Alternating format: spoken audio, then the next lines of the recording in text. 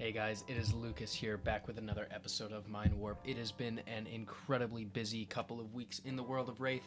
Not only did we have the World Championship in Philadelphia, with Michael Yazker taking it down on Syndra and Dash.io, but we also had the keynote, calling, Battle Hardened, bunch of news to go along with it. So it has been a very busy week, and I want to let you guys know immediately what has been on my mind. And at the top of the list has been some information that we got in the keynote. I think a lot of the keynote was largely disappointing. We got another terrible Armory deck hero. We got some news about Silver Age being in OP 2026, which we already kind of knew about. But there was some information that got revealed that I am very interested in, particularly the way that Silver Age and its rotating system works. All the information we have so far is that each season the players, yes, the players, that means us, will be voting on which Silver Age heroes are going to be legal for competitive play, presumably for the given season.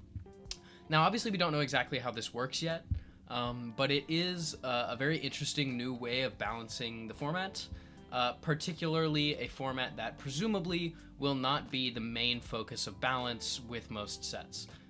Meaning that Classic Constructed will likely still be the focus for most sets balance, with something like Silver Age being given thought, but probably not as much. Although I don't know, it is possible that Silver Age will be as looked at as Classic Constructed in terms of balancing for these new sets.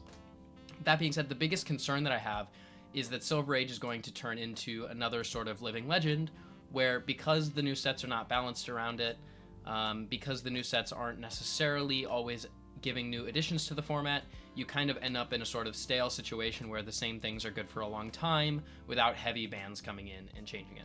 I think this new system that they are going to introduce is a great way to deal with this.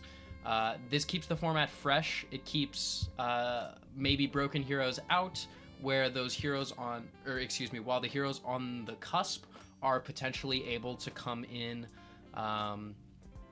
whenever the community is ready for them, I suppose.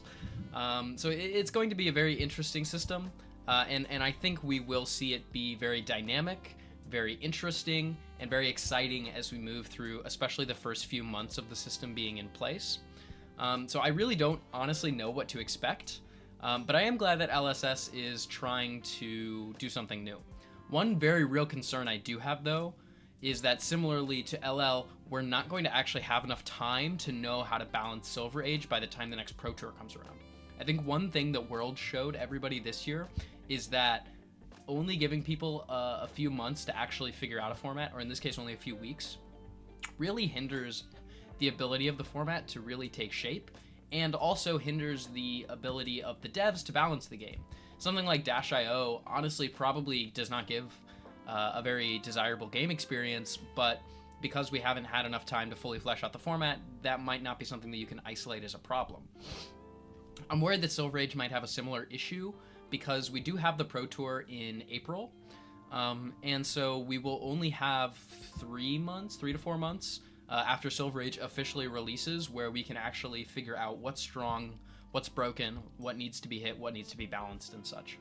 My hope is that because the community has some say in this, and because they're pushing Silver Age more aggressively than something like LL, that the format will naturally be more balanced, but I honestly don't know. It's possible we end up in a similar situation where, although the format is new and interesting, it honestly might not be that much fun for a lot of the players. I know while some had some good experiences with LL at Worlds, a lot of people's games were largely based on early draw sequence and crazy high variance plays. Another thing from the keynote, though, outside of just the Silver Age ban list, that I was really excited for and that has been on my mind is Compendium of Wraith. I'm really, really excited for this new set, and I'm also a little bit worried.